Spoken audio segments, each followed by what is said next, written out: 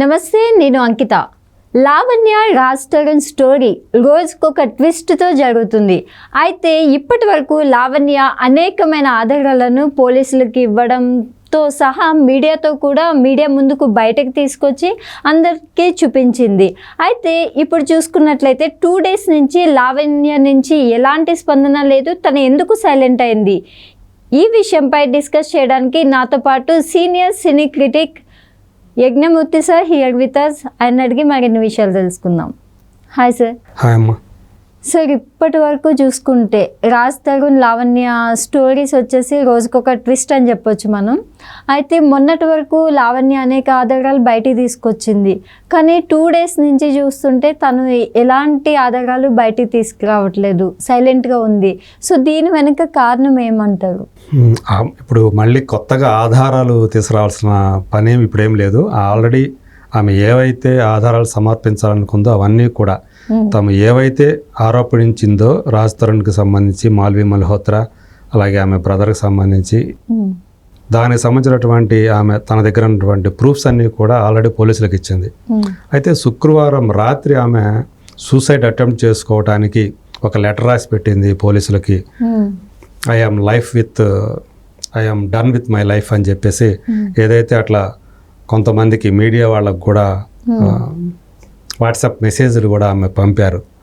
So ఆ తర్వాత అది ఇమీడియట్గా పోలీసులు దానికి స్పందించి ఆమె అపార్ట్మెంట్, ఆమె ఎక్కడ ఉంటుందో ఆ ప్లేస్కి వెళ్ళేసి ఆమెకి కౌన్సిలింగ్ ఇచ్చి, సో మళ్ళీ ఆ ప్రయత్నం నుంచి అలాంటి ఆలోచన చేయవాకమ్మా అని చెప్పేసి అన్న తర్వాత మళ్ళీ ఆమె శనివారం రోజు మళ్ళీ మీడియా ముందుకు వచ్చి తన లాయర్తో కలిసి, అలాగే తన తండ్రి రామారావు గారితో కలిసి ఆమె మీడియా ముందుకు వచ్చారు. దానికి సంబంధించిన వివరణలు అంతా ఇచ్చుకున్నారు. సో తను ఉన్న మైండ్ సెట్లో సో కష్టం అనిపించి చేసుకున్నానని ఇట్లా చెప్పారు.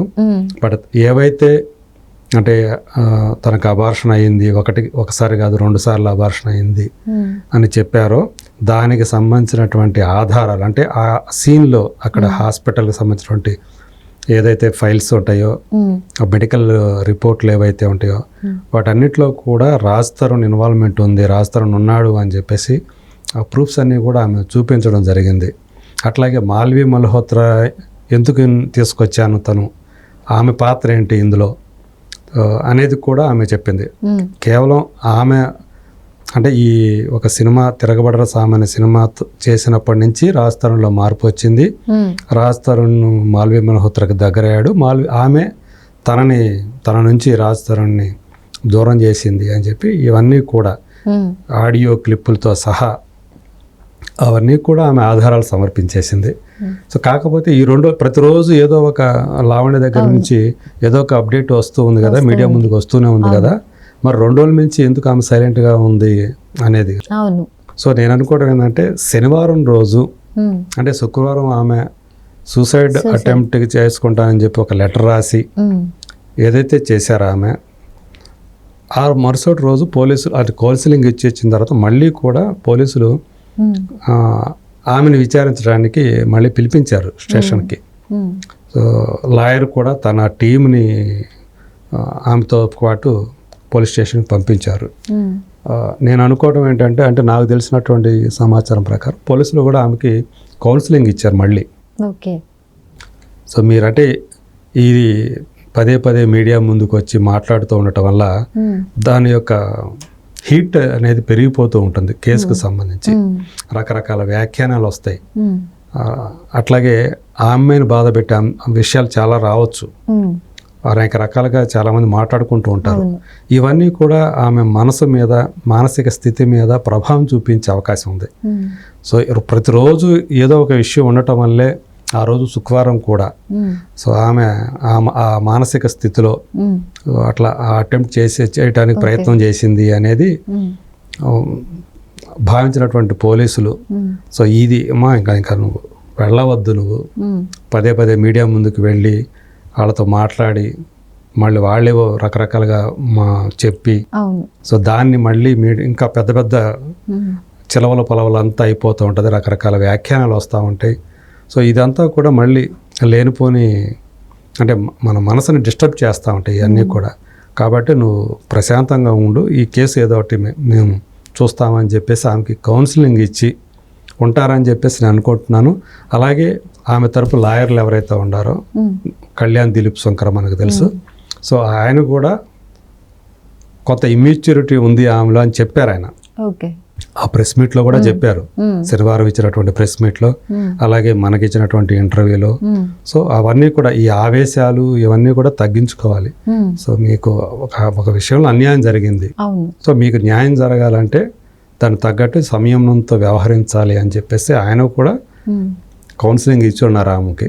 సో అటు లాయరు ఇటు పోలీసులు ఏదైతే సలహాలు ఇచ్చారో ఆమెకి, ఏవైతే కౌన్సిలింగ్ చేశారో దాన్ని బట్టి ఆమె కూడా ఈ 2 రోజుల నుంచి మళ్ళీ మీడియా ముందుకు రాకుండా, మళ్ళీ కొత్త అప్డేట్స్ అనేవి ఏమీ లేకుండా తను కూడా సైలెంట్గా, అంటే ప్రశాంతంగా, అంటే పోలీసులు ఎదురికి కేసు తను పెట్టే కంప్లైంట్ ఇచ్చారు కాబట్టి పోలీసులు చూసుకుంటారు, లేదా తన లాయర్ని పెట్టుకున్నాం కాబట్టి లాయర్ చూసుకుంటారు.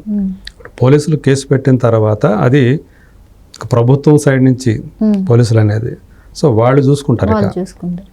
ఎవరైతే ఎక్యూజ్డ్ ఉన్నారో వాళ్ళు డిఫెన్స్ లాయర్ని పెట్టుకొని వాళ్ళు వాదించుకోవాలి. మాదేం తప్పు లేదని నిరూపించుకోవాల్సిన బాధ్యత అవతల వాళ్ళ మీద ఉంటుంది. కాబట్టి నువ్వు ప్రశాంతంగా ఉండు, హాయిగా నీ ఇంట్లో ఉండు నువ్వు అని చెప్పి ఆమెకి కౌన్సిలింగ్ ఇచ్చి, నందువల్లే ఆమె బయటికి రావట్లేదు మళ్ళీ ఈ 2 రోజుల నుంచి అని చెప్పి మనం అనుకోవాలి. సార్, అంటే ఇప్పుడు చూస్తే లావణ్యకి కౌన్సిలింగ్ ఇవ్వడం వల్లనే సైలెంట్గా ఉందా? అయితే ఇంకొక వైపు వినిపిస్తున్న మాట ఏంటంటే రాజ్ తరుణ్కి లావణ్యకి మధ్యన సెటిల్మెంట్ కూడా జరగబోతుంది అన్న రూమర్ కూడా చాలా బాగా ఎక్కువగా కనిపిస్తుంది అనమాట ఇప్పుడు సోషల్ మీడియాలో. సో దానివల్ల సైలెంట్గా ఉందంటారా? యాక్చువల్గా కోర్టు బయట రాజీ కుదిరితే మేము కూడా చాలా సంతోషిస్తాం. ఒకవేళ ఆమె అలాంటి నిర్ణయం తీసుకుంటే కనుక మేము కూడా స్వాగతిస్తాం అని చెప్పి లాయర్ కూడా, ఆమె తరపు లాయర్ కూడా చెప్పి ఉన్నారు. సో యాక్చువల్గా ఇది కోర్టు మళ్ళీ ఈ కోర్టు మెట్లెక్కి అక్కడ మళ్ళీ ఇదంతా కూడా వాదనలు జరిగి ఇది ప్రొలాంగ్ చేయటం కంటే జైలుకి వెళ్ళటాలు ఖచ్చితంగా, ఒకవేళ 493 దాని కింద అయితే కోర్టు దాకా వెళితే రిమాండ్ ఖచ్చితంగా వేస్తారు. సో ఆ పరిస్థితి ఎందుకు, అంతదాకా ఎందుకు అని ఎందుకంటే ఇక్కడ కేవలం వీళ్ళిద్దరి మధ్య కాదు, 2 కుటుంబాలు కూడా వీళ్ళ విషయాలు ఇన్వాల్వ్ అయ్యారని చెప్పేసి మనకు అందుతున్నటువంటి సమాచారం.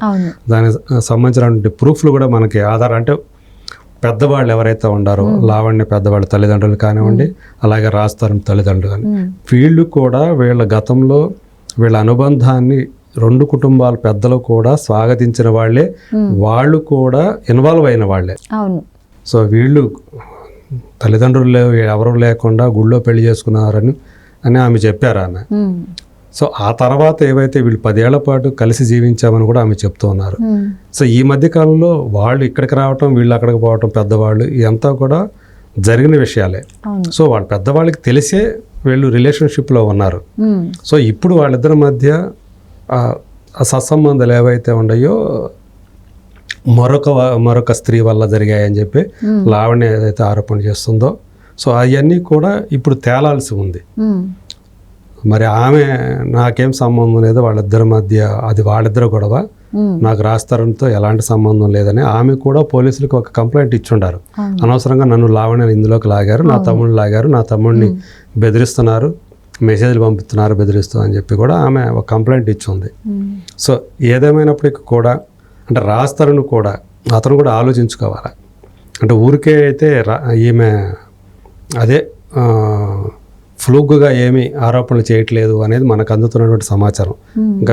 ఇంకా ఒక ఈమె కాదు, ఇంకా 2-3 పేర్లు కూడా ఆమె చెప్పారు, స్త్రీల పేర్లు కూడా. మాల్వి మల్హోత్రా పేరు మాత్రమే కాదు, వేరే వాళ్ళ పేర్లు కూడా చెప్పారు. వాళ్ళతో కూడా సంబంధం. నేను గోవాకి వెళ్ళినప్పుడు ఒక ప్రోగ్రాంకి మా ఇంట్లో ఇంకొక అమ్మాయితోటి అతను గడిపాడు, ఇంకొకరు మాల్వి మల్హోత్రా కాకుండా. సో అది మనకందరికి తెలిసిన అమ్మాయి. సో ఇదివరకు యాంకర్గా చేసిన అమ్మాయి, అలాగే గేమ్ షోలకి పార్టిసిపేట్ చేసి, అలాగే రామ్ గోపాల్ వర్మ అలాంటి వాటితోటి ఇంటర్వ్యూ చేసిన అమ్మాయి. సో ఇలాంటి పేర్లు వచ్చినాయి బయటికి. సో అతను దాన్ని బట్టి రాజ్ తరుణ్ కూడా కొంచెం ఈ తరహా అంటే ఒక స్త్రీకి స్టిక్ అన కాకుండా తను కొంత చంచల స్వభావుడా అన్నటువంటి అనుమానాలు కూడా అందరికి కూడా కలుగుతున్నాయి దీంతో. సో కాబట్టి అతను కూడా ఇలాంటి వాటికి తావివ్వకుండా తను కూడా జాగ్రత్తగా వ్యవహరించాల్సినటువంటి అవసరం ఉంది.